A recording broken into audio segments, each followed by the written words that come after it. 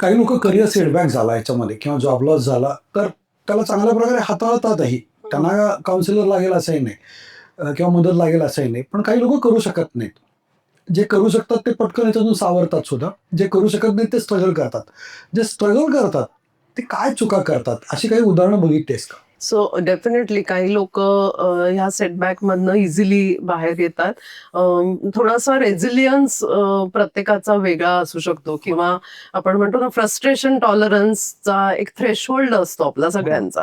तो प्रत्येकाचा वेगवेगळा आहे. मी किती फ्रस्ट्रेशन टॉलरेट करू शकते याची माझी कपॅसिटी आणि समोरच्या व्यक्तीची कपॅसिटी याच्यात नक्की फरक असतो.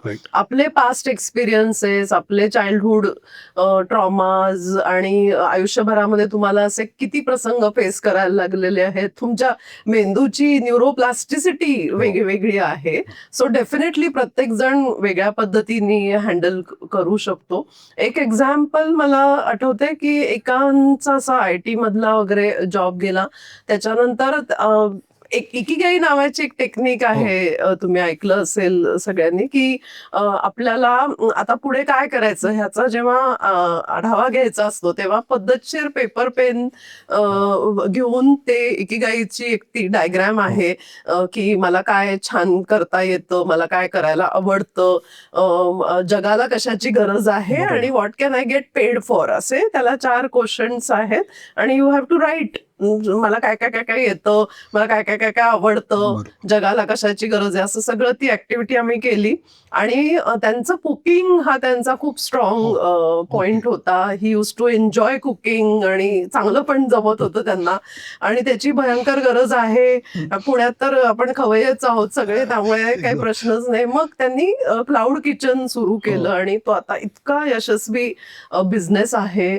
आणि सगळे त्यांचे कनेक्ट्स जे IT मुळे किंवा आधीच्या जॉबमुळे होते ते त्यांना उपयोगी पडले. म्हणजे हा खूप पॉझिटिव्ह स्पिन आहे की जे नेटवर्किंग मी करून ठेवलंय ते माझ्या आता या दुसऱ्या इनिंगमध्ये, दुसऱ्या प्रोफेशनमध्ये कसं मी वापरेन, हे त्यांना बरोबर ती नॅक जमली.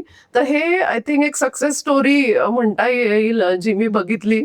आणि ज्यांना हे करायला जमत नाही त्यांच्या माइंडसेटमध्ये आय थिंक हा रेझिलियन्स थोडा कमी पडतो. बाउन्स बॅक करण्याची जी कपॅसिटी आहे तिथे थोडे हर्डल्स येत असतील, किंवा त्यांचं एकूणच म्हणजे फ्रस्ट्रेशन टॉलरन्सचाच पॉइंट मे बी हा आहे की विक्टिम मोडमध्ये राहणे खूप काळासाठी.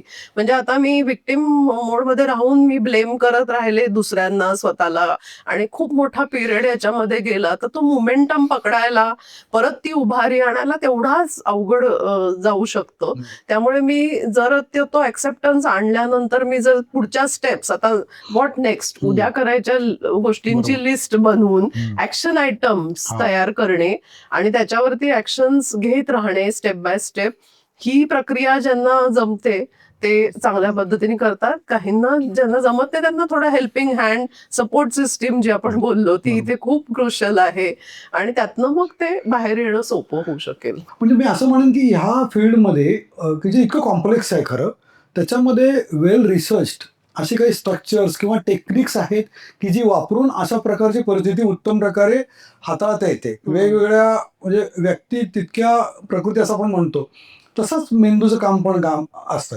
तर त्याची वापरता येऊ शकतात आणि त्याच्यातून बाहेर येतात. अगदी नक्की, अगदी डेफिनेटली.